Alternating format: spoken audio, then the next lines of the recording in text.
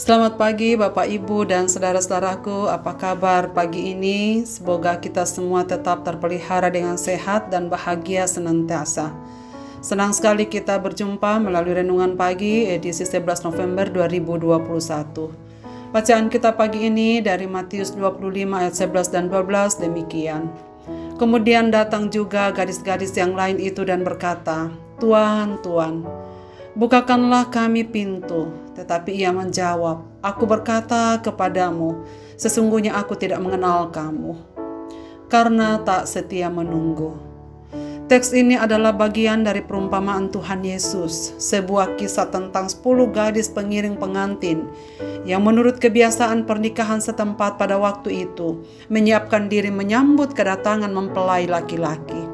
Perumpamaan ini merupakan cerita yang menarik, saudara sekalian, yang dimaksudkan untuk memberikan pengajaran tentang kesiapan. Perumpamaan ini berfokus pada gadis-gadis pengiring pengantin dan khususnya pada kelima gadis pengiring yang bodoh. 10 gadis tersebut menemani pengantin wanita menanti pengantin laki-laki tiba. 5 dari gadis-gadis itu disebut bodoh oleh penulis dan 5 lagi disebut penulis bijaksana. Gadis-gadis yang bodoh telah membawa pelita mereka, tetapi tidak membawa persediaan minyak. Pelita jenis apa ini yang seringkali dipakai untuk menyongsong tamu di luar rumah? Jelas bukanlah pelita kecil, saudara sekalian, sebab pelita kecil tak akan sanggup menyala diterpa angin malam dan pasti akan terpadamkan. Pelita-pelita untuk prosesi pernikahan adalah semacam obor. Obor ini terdiri dari sebuah gala yang panjang dengan sumbu yang dibasahi minyak di bagian atasnya, sehingga obor akan menyala dengan terang ketika dinyalakan, menerangi prosesi pesta menuju rumah pengantin laki-laki. Sementara itu gadis-gadis pengiring pengantin menunggu, mereka mengantuk, saudara sekalian. Memang menanti adalah bukan pekerjaan mudah. Bisa saja mereka lelah dan akhirnya tertidur.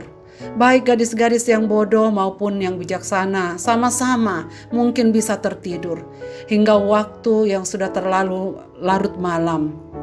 Tetapi tiba-tiba pada tengah malam terdengar seruan, "Mempelai datang, songsonglah dia." Pengantin laki-laki dan pelayan-pelayannya dengan sukacita hampir sampai di rumah pengantin wanita. Para pengiring yang berada di dalam rumah pun dan yang sedang menunggu segera terbangun, bangkit dan membenahi penampilan mereka dan membereskan pelita-pelita mereka. Ke-10 gadis memiliki obor menyala dengan terang, tetapi 5 di antara mereka menyadari bahwa tanpa persediaan minyak, obor mereka akan segera padam bahkan sebelum prosesi dimulai. Mereka mencoba memberitahukan masalah mereka kepada gadis-gadis yang lain. Mereka berkata, "Berikanlah kami sedikit dari minyakmu itu, sebab pelita kami hampir padam."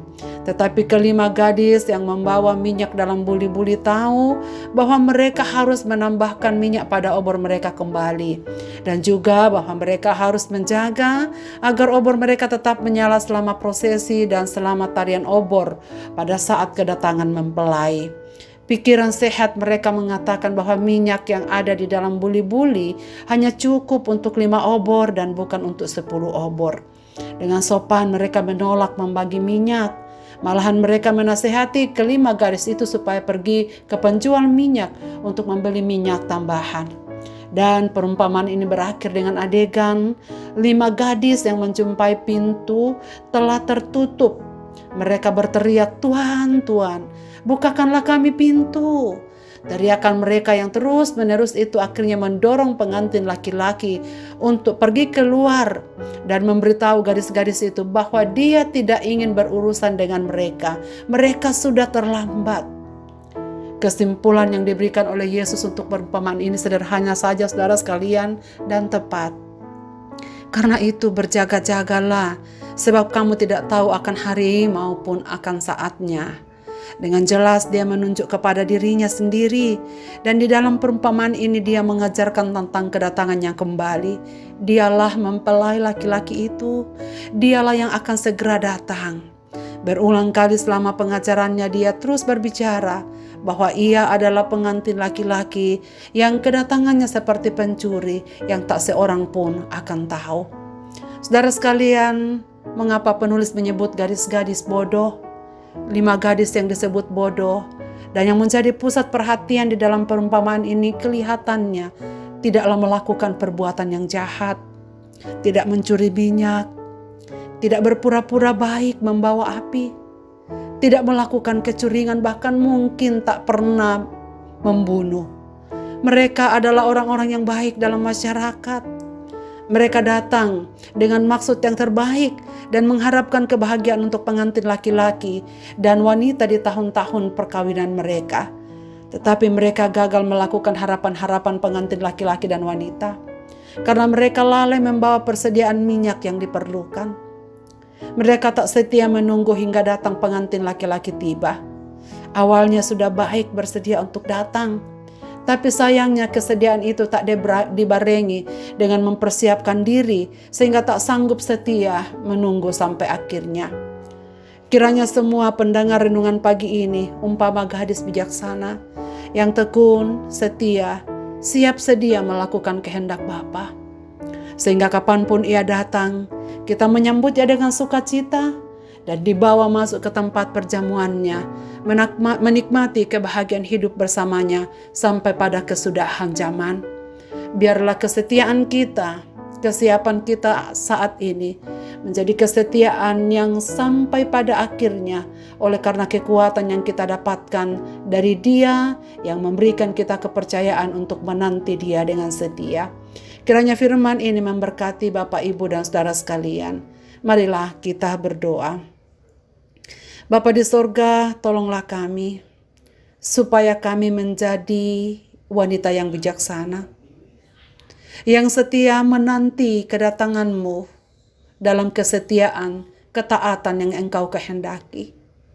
Di tengah-tengah pergumulan kami di tengah dunia ini, biarlah Roh-Mu berkuasa atas hidup kami, menguatkan kami, meneguhkan percaya kami, supaya kami tetap setia melayani Tuhan, menanti kedatangan-Mu di dalam ketaatan yang Engkau kehendaki. Dalam penyerahan diri sepenuhnya kepadamu Bapa, kami percaya Roh-Mu yang akan menemani kami, supaya iman yang ada pada kami terus menyala sampai Engkau datang yang kedua kalinya. Ke dalam tangan kasih-Mu Bapa, kami serahkan seluruh hidup kami di sepanjang hari ini, dalam segenap aktivitas kami. Apapun yang akan kami lakukan, biarlah Bapa menolong kami, umat-umat-Mu dimanapun mereka berada yang mendengarkan firman-Mu pagi ini, dalam setiap keadaan mereka, dalam keluarga mereka, dalam pekerjaan mereka, dalam kesibukan apapun yang akan dilakukan hari ini, bahkan dalam keadaan hidup mereka ya Bapa, biarlah Engkau yang turut campur tangan. Engkau tahu mereka yang berserah kepadamu, Engkau tahu siapa yang menantikan Engkau, maka biarlah Roh-Mu berkuasa atas hidup mereka, memberikan mereka kekuatan. Dengarlah doa kami ini ya Tuhan, yang kami panjatkan kepadamu di dalam dan demi nama Yesus Kristus, Tuhan dan Juru Selamat kami. Amin. Selamat beraktivitas Bapak, Ibu, dan saudara-saudaraku. Tuhan Yesus memberkati kita dengan firman ini. Amin.